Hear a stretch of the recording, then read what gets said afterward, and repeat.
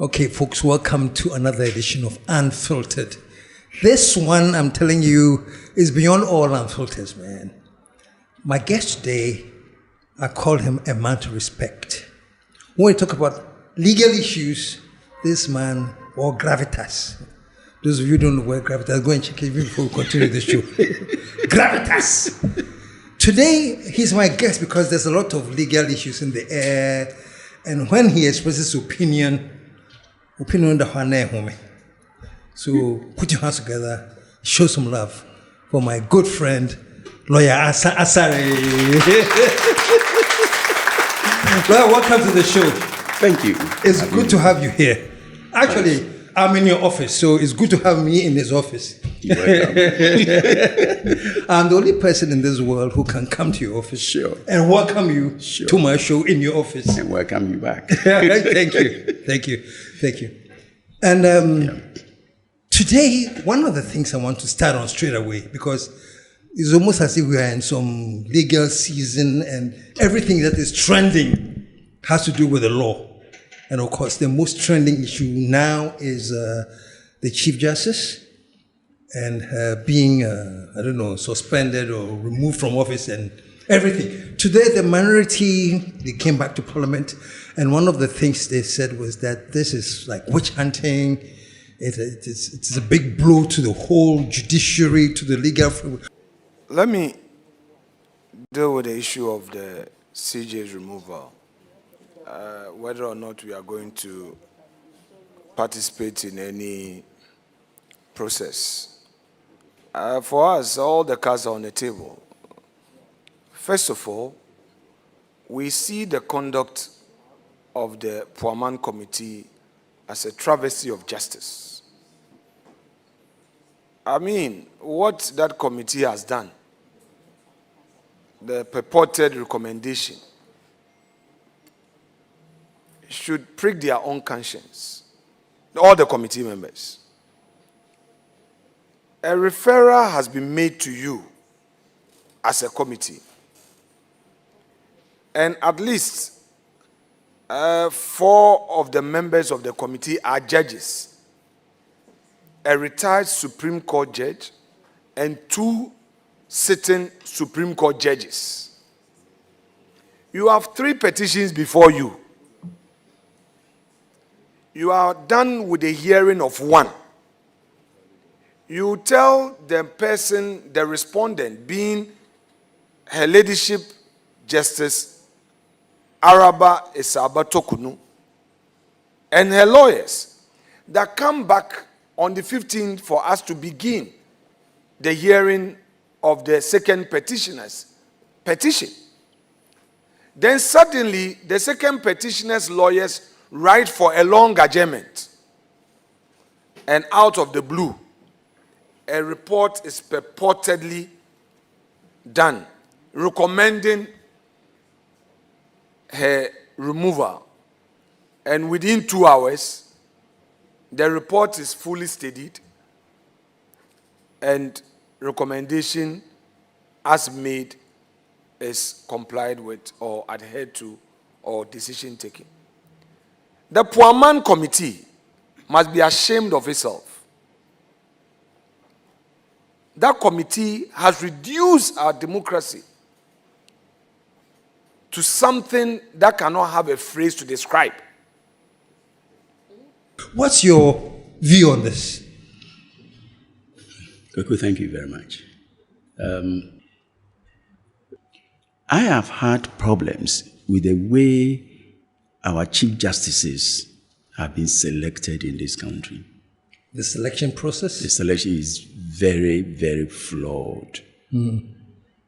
See, the legal profession is one profession which respects seniority. And therefore, in our forward march to ensure the independence of the judiciary, one would have wished that the presidents who initiate the selection process would do so in good faith. So I will use what has just happened, what is trending, former Chief Justice Torkornoo's removal, as a case study. Mm-hmm. The former president, Nana Addo, Akuffo Addo, himself a lawyer, should have respected the tradition of the profession in the selection process. Are you talking here about the seniority? Seniority. So we go by the enrollment, the day lawyers are called. So Kweku Sinti Misa, so your surname Sinti Misa, then Kweku Ansa-Asare. So even though we'll be called on the same day, I'll be senior to you. Because in terms of our surnames, alphabetically, I'll come first. So you have to respect me as your senior. Therefore, if there are opportunities, especially with regard to the judiciary, you look at who was appointed first. So you're talking about the date of appointment, not the spelling of the last name? No, the date of appointment and the date of elevation from, let's say, the magistrate court to the circuit court, then to the high court, to the court for appeal and the Supreme Court.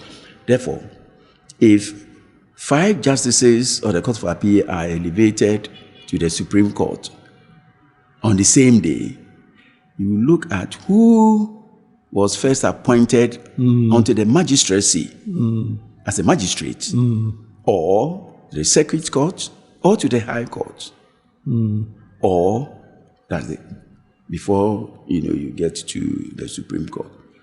Therefore, at the time Torkornoo was appointed, how many justices of the Supreme Court did we have? And who was the most senior when former Chief Justice Kwesi Eni-Yeboah retired? Now, if you take the story from there, it becomes a very fascinating one. When former Chief Justice Kwesi Eni-Yeboah retired, the most senior was Paul Bafuboni, followed by Scott Poama, and then I think Lovelace Johnson. Now, what did we see? The former president took Torkornoo out of 10 from nowhere to the enviable position. And I voiced my sentiments out. I made it quite plain on there that, it wouldn't wash. Any government other than Nana Akuffo Addo's government will not tolerate that kind of abuse. And him being a lawyer, why did that happen? Abuse of power. Power corrupts. Absolute power corrupts absolutely. So if you look at the concentration of power, presidential power, and Article 69 in this country, it means that our presidents have become kakai. We have clothed them with so much power that they can do what they like, except turn a man into a woman, or vice versa. And I think that quickly, was this the intention of the Constitution? No. I think in the wisdom of the framers of the Constitution, they thought that we being a democratic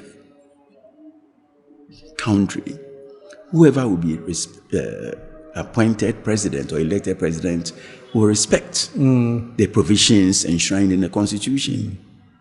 But I don't think we've been so lucky. Maybe perhaps apart from former President Fifi Mills, Asumdwe, who evinced an intention to respect the Constitution. I don't think the other presidents paid that much attention. No, I'm afraid you see, in the negative. You see, so former President Akuffo did his best.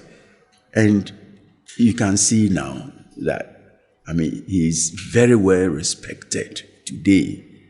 Now, if you compare former President Akuffo with former President Akuffo Addo, the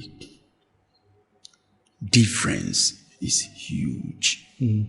In terms of respect for the Constitution? In terms of respect for the Constitution, in terms of respect for good governance, in terms of respect, for combating corruption,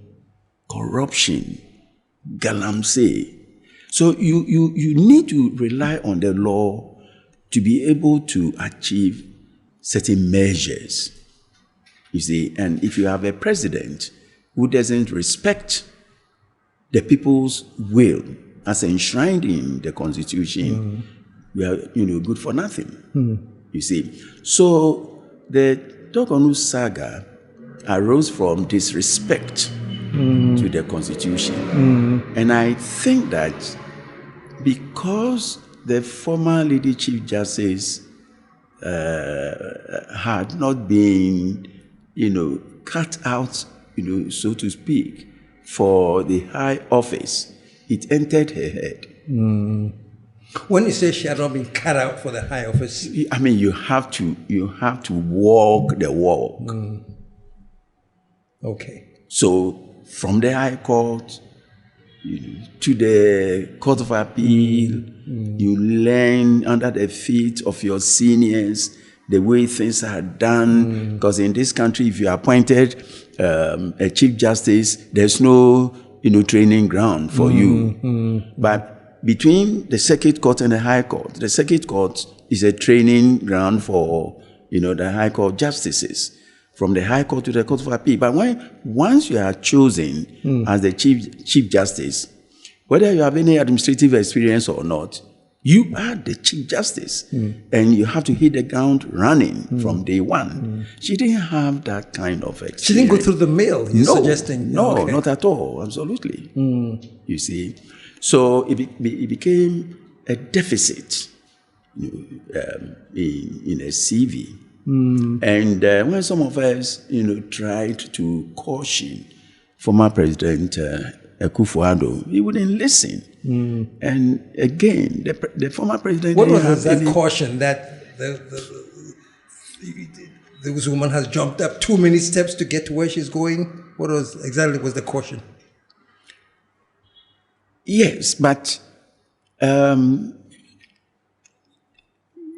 if you know Nana Addo very well, that much, he doesn't have a listening ear. And therefore, you can say whatever you want to say. It will be like, pouring water on stone. And what hurt was the fact that, Nana is a lawyer and should have respected the traditions of the profession in, the selection process. So I'm now inclined into likening the office of CJ with regard to former Chief Justice Torkornoo to a traditional stool. I mean, if you look at the posture now, it's like me in baby. I mean, I'm a queen mother. Yeah. I have to, get people to do some selection, then I will nominate.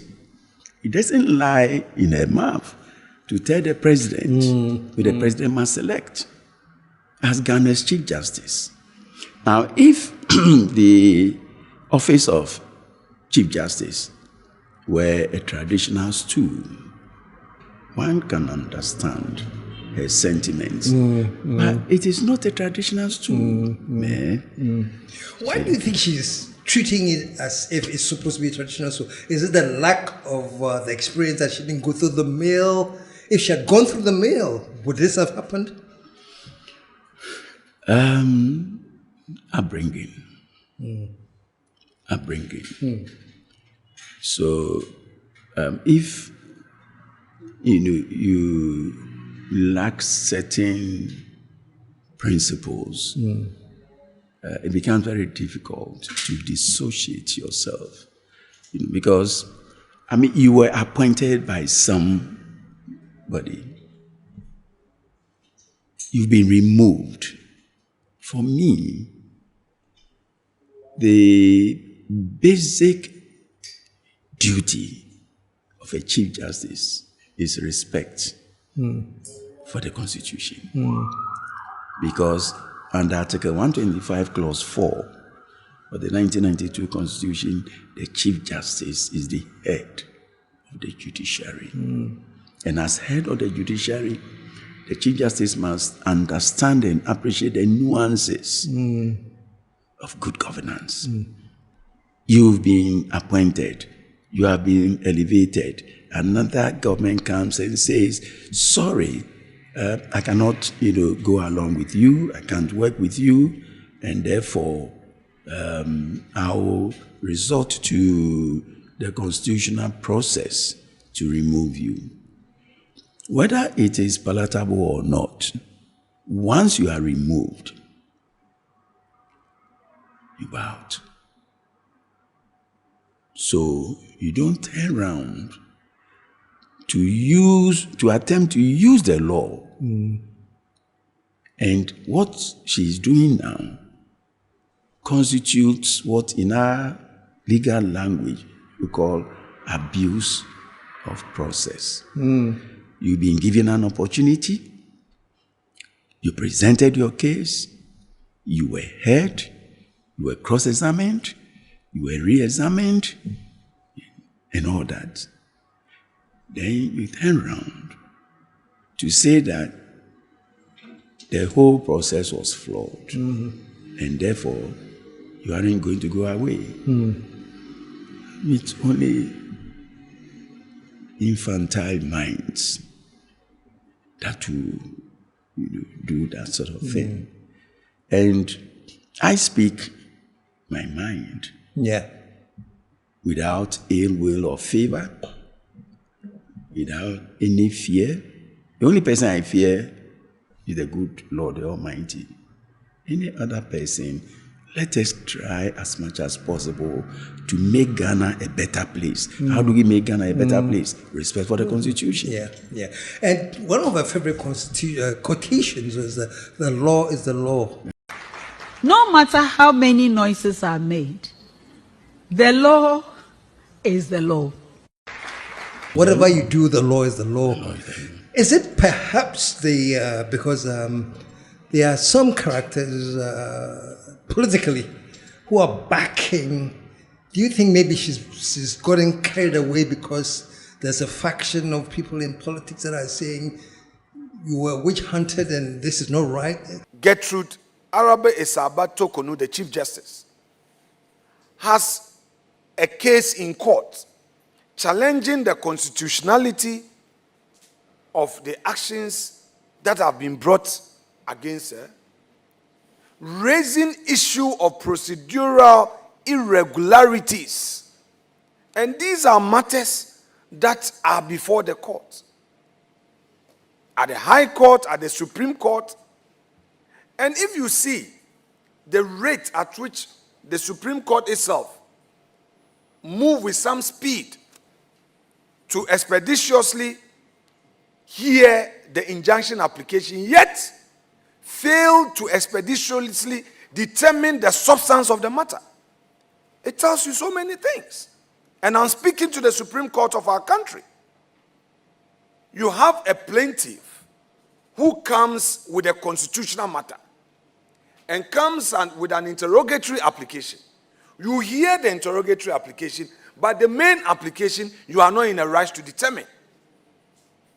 You go to the High Court. The High Court, the matter is before the High Court. There is no hurry to determine it. You leave it in abeyance. Then my Lord Puaman is in a hurry to sign, quote unquote, the death warrant of his colleague, this innocent woman, who all her life has served her country. Private practice, getting into high court, getting to court of appeal, and finally Supreme Court, and the honor of being a chief justice. You kick her out. Sort of like encouraging her, stick to your guns and fight the process? Both. Kweku, Ghana has too many sycophants. Sycophancy is killing the nation. You know what? We all know the truth, but we can't speak our mind. Why do you think that's it? Culture, avarice, greed, insatiable power. So we have, like everyone wants the child or a member of the family to go to Jubilee House to go and work. So if the presidents are doing the wrong thing, we can't, because I want my child to go to, so I am not interested in any political appointment because, I made a joke to President Akuffo when he won, the elections in 2000. I could have become a minister. But jokingly, I said, Mr. President, you know what? On my way, to Parliament for vetting, you announce, the revocation of your offer, and therefore thank you. Because you visit the home of a Ghanaian president. Ministers go there in the wee hours, of the day to virtually sleep there.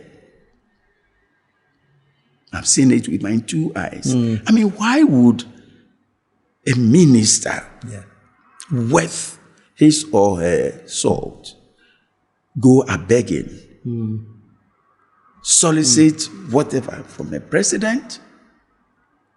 The president is primus inter pares, first among equals. The president is not, somebody who should be kowtowed every now and then. The president is not a chief. The president is not, a king. Our traditional chiefs have got their subjects. But politically, in terms of, politics, no president has subjects. No. Therefore, we must respect our presidents, but also expect them to respect us. Now, if a minister, because the minister wants, something, the minister has to court favors from the president, going to the extent of sleeping in the president's lounge or hall. I won't do that. Is this the fault of the president or just the culture of the people? It's the culture of the people. Because we worship presidents like... Now, if our presidents elevate themselves, catapult themselves into messiahs, they become despots. And once they become despots, their ministers are afraid of them. Instead of ministers working, you know what they do? They want to find out how the old man's mood is like every morning. Why? We seem to be reducing ourselves to simpletons in this country, and it's something that baffles me. What kind of Ghana do we want to leave for future generations? A country where people are afraid of the president? A country where things don't get, done because you don't know the reaction of one person, the president. So we are creating monsters. Some also criticized, and I'm glad you're a lawyer and also an expert with constitutional law. Some have criticized our constitution, that the constitution has given so many powers to the president that it actually makes them feel that they are demigods.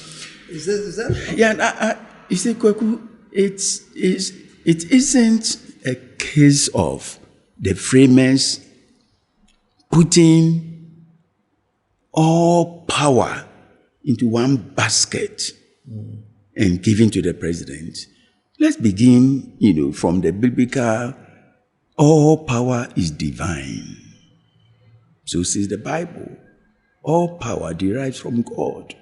Authority derives from God. So the voice of the people is the voice of God. Therefore, if a president is chosen, that is divine. It is God's chosen leader. Therefore, we should expect our presidents, to go about their presidential duties in all humility. But we make our president demigods. Yeah. It is we the people. But look at, the preamble of our constitution. We the people. Now, all of a sudden, we the people have become we the trodden masses. Yeah. All because we want to suck up to the corridors of power so that we can have our family members, work at Jubilee House. So when you go to Latte, where I come from, or my mother's place, Pram, and they ask, where do you go? Me, Juma or Jubilee House. That in itself is all glory. Yeah. It's sheer nonsense for a people to believe that if you are associated, with the corridors of power, you're different. In a totally different crash. Yeah. My problem has been that this is also the fault of the people in a way, because the people make their presidents gods and their ministers gods, and they worship them, and when the president or whoever is in authority refuses to know the difference between who they are and the office, I would stand up if the president walks in respect of the office, but he may assume that, hey, I'm a big man now, if you see me, you stand up. Do you understand the point? Yes, but you see, Goku, let us try to distinguish between civility, respect. You and I, we were taught that even if you are on a bus and an elderly person, that's our culture, and we revered it. Yeah. Therefore, if you see a senior or an elderly person who were told and taught that you don't cross your legs when you are sitting in public. Yeah. You don't. So if you attend Wesley Girls, they will teach you, you are tutored on how a lady should sit. Yeah. Exactly. You see, that doesn't depict a picture of demigoism.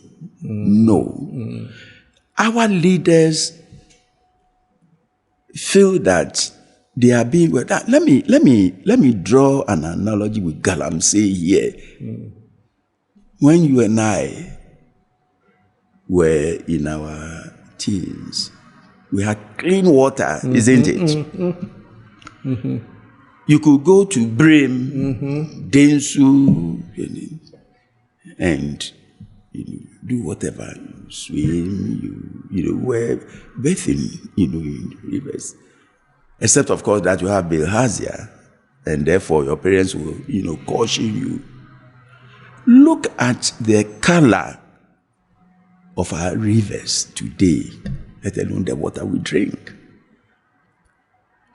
And we look up to one person, Mr. President. This is the failure. If our society is, now reveling in decadence, it is because we have, entrusted our destiny into the hands of one person. Yeah. And that in itself is decolonizing our minds. We are not able to extricate ourselves, to free ourselves, from oppression. We are not. So unless we retune our minds, unless there's an attitudinal change in the people, let us stop blaming culture and blame ourselves. If after independence, we cannot extricate ourselves from the shackles of colonialism, colonial mentality. Now the white people are gone, we are worshiping black people. Yeah. And we think that, that is democracy. That is not democracy. That is backwardness. We are not able, as a people, to realize that when you worship a human being, you are sinning against God.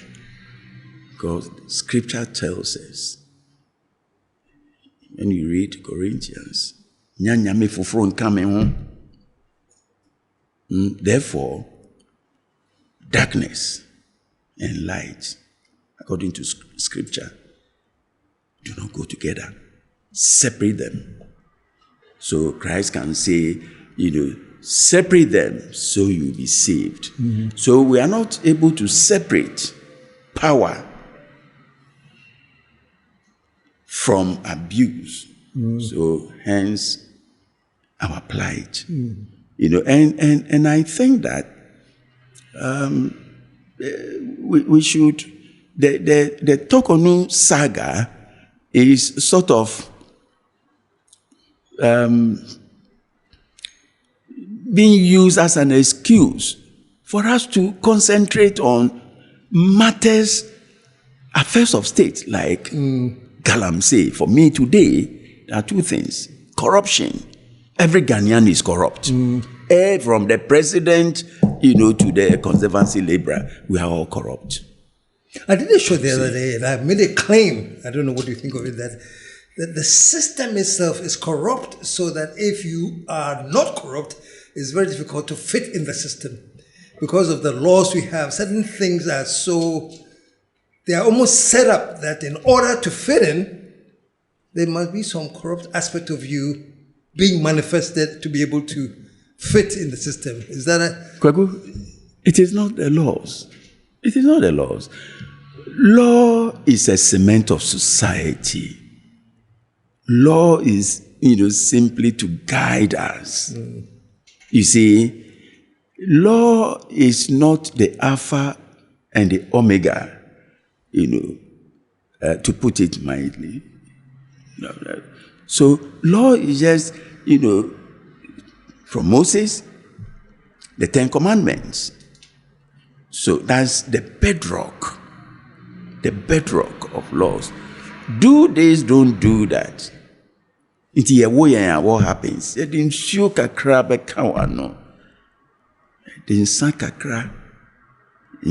you are growing up, what is the symbolism there?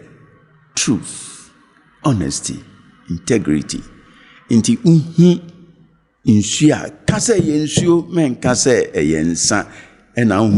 the ability to differentiate between things is ingrained in us from our seventh day on earth. So how come that as we grow up, we are not able to draw a distinction between truth and lies? What is happening in present day Ghana is that right from our natal days, from the moment we are born, we are shown how to cheat. So all Ghanaian students today, I'm not going to discriminate. who want to cheat in exams. And I mean, when we studied. Study was fun. You wrote your exam, you went home, who the are, oh, me the first, me we. Today, from 6-month-old babies, so you go and give something to the head teacher, to the headmaster. So admission, people are paying. Common entrance. Whoever said that? Common entrance, we should have a placement. I didn't know the difference between Fanspim, Ansa-Asare, Achimota, St. Augustine's, and elementary school level. But you write the common entrance. If you pass, let them know better, and then you go to school. Today, even before they write, we are cheating. And after the paper, we cheat. When they are marking, we cheat. When results, are to be released, we cheat. School selection, whoever brought that placement has done Ghana an incalculable harm. Are we looking at an evolutionary process that we're going through and things are just getting worse? Americans have an expression, they say, oh, the bus has left the station, which means it's too late, there's nothing you can do about it. When you look at our morals now and in terms of how we think, the upbringing, has the bus left the station? Do we have any hopes of really, like you're talking about when we're growing up, when you see an adult, show them respect. If you're on the bus and you get up and give your seat to them. Now it's like they even expect the adult to get up, so they sit. Sure. Has the bus left the station? Is there any way we can reverse things? That American aphorism, was driven on the analogy of a vehicle in motion. And if you want to join us, get onto the bus. Okay. And then we move together. Okay. That explains that American aphorism. Here, from day one, we are taught how not to speak your mind. A friend once encountered my daughter Irene sitting on the floor in my office. Say, hey, is anything happening? And then Irene said, oh no, I'm with my dad. 30 minutes later after my friend came back and said, Kweku, were you scolded or no? I said, well, we were chatting. How many Ghanaian parents allow their children to express themselves freely? Hey, Kofi, we are my bosses here. So you grow up, that is it. But what we can do as a nation is, first of all, to educate our presidents to change their perception of power. I'll give you an example. Ghana needed agrarian transformation. Therefore, the state needed land for increments, industrial advancement, and therefore legislation was passed vesting family and individual lands in the government for economic development. Today, what are we seeing? Officials of lands commission have become the owners of people's lands, and they are rather selling. I've written letters to presidents that this is not fair. I've been writing letters for the past 20 years. But go to lands. The people who have corrupted the system are now at the helm of affairs because our politicians have all of a sudden become beneficiaries of the spoiled system, and therefore, Ansa-Asare, oh no, or too much, or dodo, memfano. Oh, the deputy or canabin, memfano. So this is the canker that is eating the edifice of our social structure. You see, and unless we are able, unless our presidents, unless our ministers realize that they have to change, we are not going to go anywhere.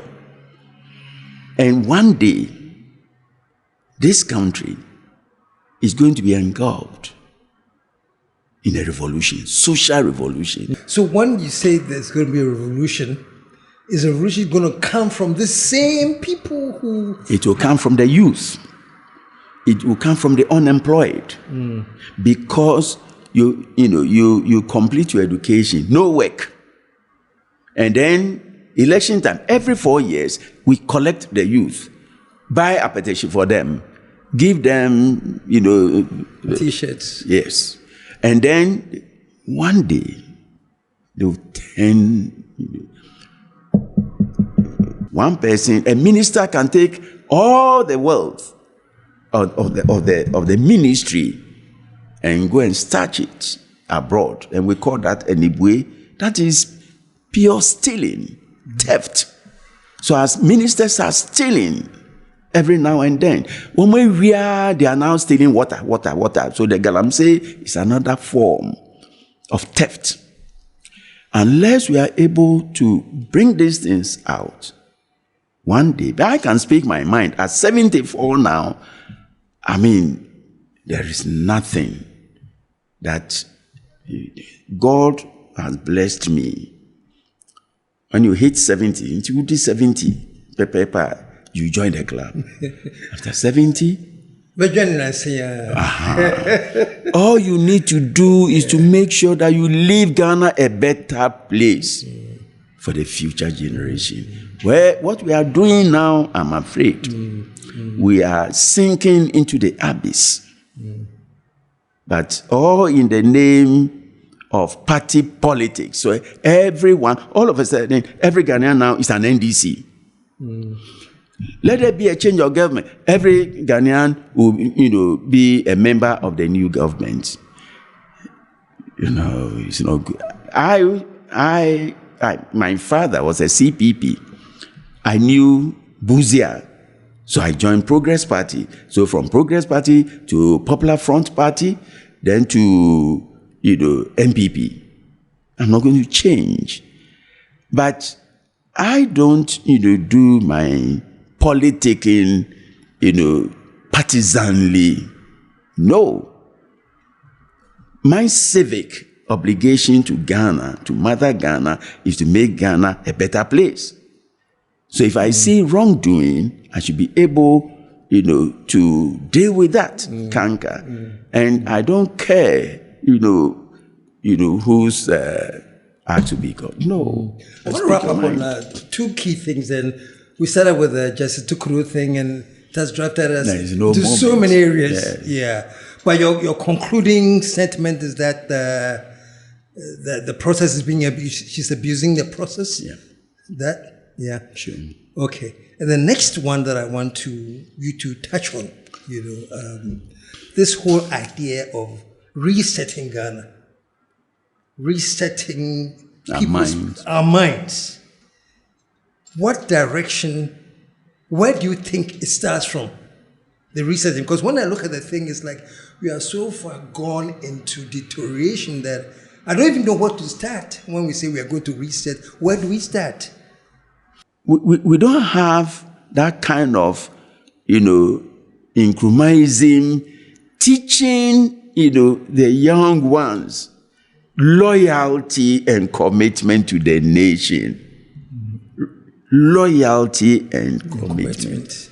Love for your mother Ghana. We don't have. No, we don't. Today we have insults. Yeah. Insult the headmaster. So today, pupils and students are whipping headmasters and invigilators for not allowing them to cheat. And we are not doing anything about it. We fear our students. If you come here, Mount Crest, and you earn your LLB, you have earned it. Because you will let Ubesian. If you cheat, and you are caught, expulsion. Other universities are commercializing faculties and schools and institutions and centers. So the institute, you do this and do that, and people respect that. 90% of Ghanaian students today worship cheating, and they abhor integrity, the examinations, and self-servitude. No, let us cheat. Say, cheat here, guy. You must be swag.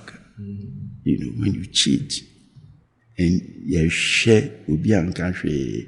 So here, I'll single-handedly build a university with standard, based on standards. So one day, we be to me, I can say, Ansa-Asare man Christ, no there. And yes, he can a casao. That is what. How many Ghanaian institutions? Our vice chancellors, all of a sudden, they are apprehensive of their students. They cannot even, tell their students to their face that what you are doing is incorrigible, and therefore, look, if you continue doing it, that doesn't happen at Mancrest. No. Let me quickly, before we leave here, let me introduce Mancrest. We are interviewing lawyer Ansa-Asare from Mancrest, which is a university of law that you founded with your wife. Yes. That's fantastic. Yes. You used to be the director or the dean of the law school. The director of the law school. Yeah. For almost 10 years or so. 13 years. 13 years. Yes. But out of the 13, I was on leave. So now you've started Mancrest. Yes. And this is a law university. The home of Mancrest. Yes, the University of the Law. Okay. Yes. And just but next year, you'll be going into medicine. Okay. Wow. So you come to Latte and see what you are trying to do there. I will. Yeah, but before we leave, my prayer for Mother Ghana. Yeah, please. Adding to the reset agenda, let us change for the good of Mother Ghana. Else, our future generations will have no Ghana. Yeah. And I'm afraid that will be the saddest day in the life of every Ghanaian. Maybe by then I'll not be here. I'll be elsewhere. But let us leave Ghana a better place than we came. I say amen to that. Yeah. We have to build this nation. Sure. Unfortunately, the focus has too much been on building a political party. But if we can focus on building Ghana, I agree with you 100% on that. Thank you. And I appreciate that you ended on that with the prayer for Ghana, that Ghana must change. And I always say that no matter what, if we follow the right course, Ghana will rise again. We shall rise. All right. We shall. Lawyer Ansa-Asare. Thank you so much. And that My was pleasure. hanging out with the man that I said in the beginning, when you talk about gravitas, his ideas and his inspiration and everything. Gravitate you. So thank you very much. You're welcome. Okay. Thank you for having me on your show. And I'll put you on my other show called the KSM Show, which is more like a personal thing, so I can find out about your wife, your children. But don't tell my wife what I won't tell you. From now on, just know that every Sunday there's a buffet at Cactus Creek. And I'm talking about a really solid buffet of local Ghanaian delectables. Every Sunday we are there. So whether I announce or not, know that you can put in your calendar Sunday, we're going to Cactus Creek. This Sunday I'm featuring one of the greatest young musicians. There's a live band. I'm holding it till you get there. And please make sure that you join us at Cactus Creek this Sunday for a great buffet.